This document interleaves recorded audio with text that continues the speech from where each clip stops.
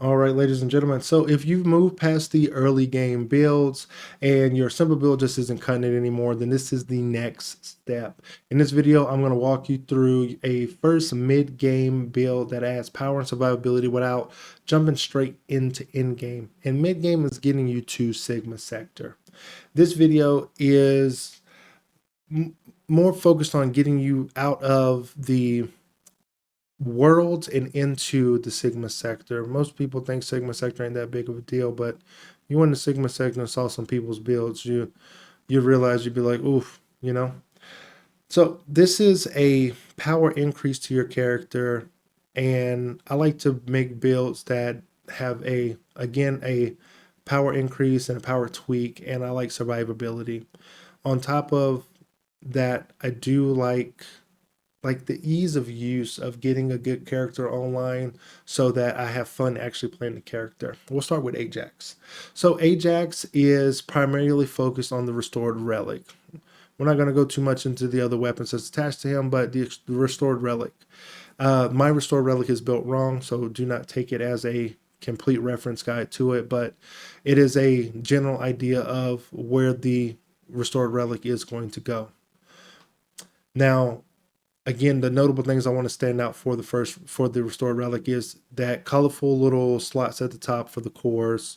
They're supposed to all be fire rate. I want to get that out the way, and let's move on to the external components. So in the earlier videos, we focused on getting the external components that we need for our character. We looked up about how we can look them up, how we can find them in the library. So if you haven't seen the early game video breakdown, then that is located on the channel. So go ahead and check that out if you have made it to this advanced guide video already. Next, we want to focus on what type of reactor that we needed. And again, there was a way to find the reactor that you needed, looking it up and finding it again, explained in the earlier videos. For Ajax, we focus on colossal damage and skill effect range. And we went with the Shell Crusher for the fire rate, and we went with the Moving Fortress and for the defense. Set it up in this way that harmonizes with Ajax. Now, the modules that I went with is I'll go with the Moving Fortress, and if we take out the Ancestral mod, we put Shot Focus or something more focused on HP or defense in there to give us more defense. But that is the Ajax is focused on defense for the Mobile Fortress Ancestral mod that we have equipped to him. Now, Ajax's whole gimmick right now, briefly, right? I'm not here to teach how to use Ajax, but if we were in this mode where everything is blue and we've used our skills, we built it up, we've gotten the void energy, then we get a buff that lets us go ahead and shoot our weapons without technically reloading. And I'm not adept to using Ajax. I'm not good at using Ajax, but that is his whole get down of how he works. I want to say the enemy's got to be damaging you or something, but look, there I did do the reload thing, but that's what he's going to be doing. Again, I'm not adept at doing it, but that is the gist of this Ajax. So the arcade tuning for this Ajax is built out this way. And I don't even have a mutant cell equipped to him. But if I was to put a mutant cell on top of whatever he has going on, then I would probably just look at someone's video and see what they said and then see how I would go about issuing my Ajax build around. But I digress. The next preset we're going to be looking at after that is we're going to be looking at Viessa. So the Viessa that we're looking at is going to be the absolute zero build for Viessa. And this is going to be crit based mainly, power beyond to get her up. Again, that's not mid game. Let's not worry about that. Let's not worry about power beyond. Let's take that back from whatever I said. Whatever. This is how we're going to focus her out. And we're going to be focused on skill crit hit damage. We are using the Polar Knight set, and we did focus on Singular and Chill. The reason why we want to focus on Hypernova, the Clairvoyance and the Day X there, whatever. Hypernova is what her new weapon is. I do like Clairvoyance, but Hypernova, you throw it, you forget it, it charges up in the background while you're using all your skills. So that's going to be doing its thing in the background. I'm going to be frost walking and throwing stuff out, and then my skill is going to get there. It's going to be doing its thing. And it just, I can do 2 blizzards basically whenever I want. And that's going to do its toad ability, be throwing stuff out, dropping blizzards, doing all that. That is how the hypernova is going to work out for her. And you can throw it at a distance, you can throw a long range. So look, you can throw that out there, it's going to do its thing. And then I got a blizzard going on over there. That's why the hypernova is good for Viessa at the moment. The Polar Knight set does go with the absolute zero, as it does frostbite and krill hit. I keep saying krill hit, krill, skill, crit hit damage, and all that jazz. I do like the Polar Knight set. Some people would just tell you Slayer, but I don't like building into that way. So again, screenshot it if you want to, and let's go on to the next one, which is going to be Bunny. So, not that bunny. So this bunny is built out to be Blue Beetle using fusion skills in order to get that arcade energy activated on her, whatever the skill is called. I want to say it's called arcade energy. Intermittently, we're going to be using fusion skills to get our crit hit rate up another 115%. I don't remember if it's plus or X. And then the supernova is there to give a little bit more bang for our buck.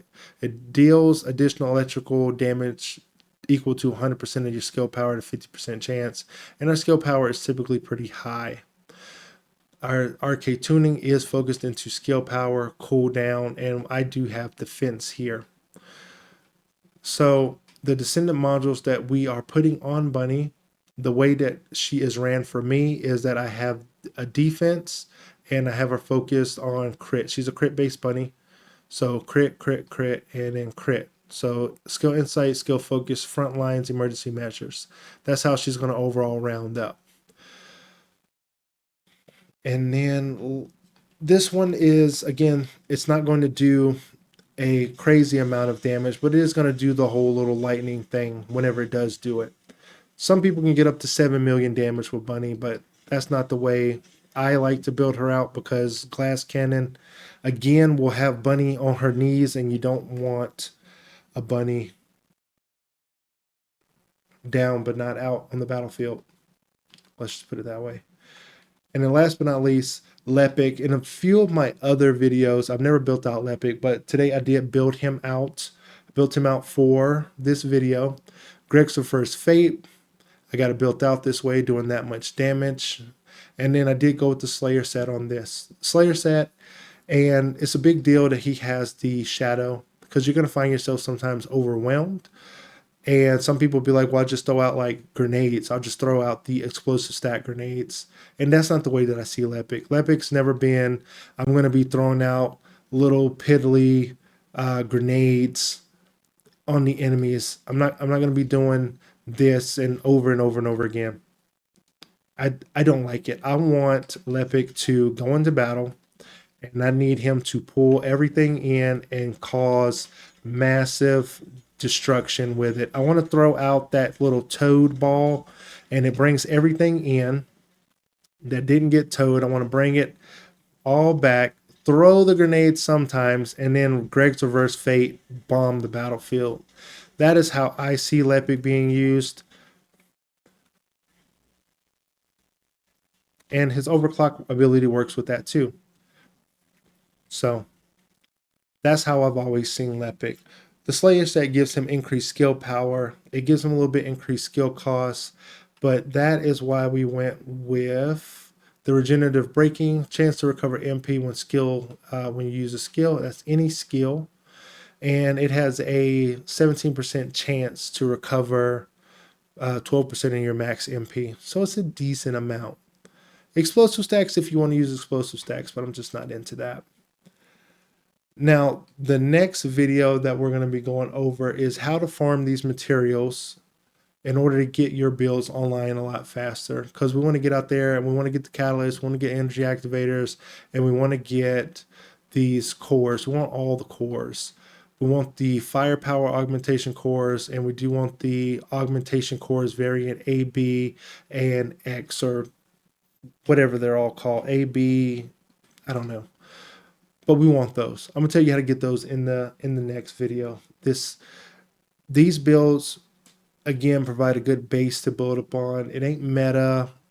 It isn't it isn't going to glass cannon you, and it's going to give you a decent amount of survivability. I do like, for the most part, like 90 to 80,000 defense on a character with a fair amount of HP or shield. So if you did like this video, go ahead and hit the like button so more of my videos do land in your For You page, so you can check out how to excel at the First Descendant. And I'll see you in the next one.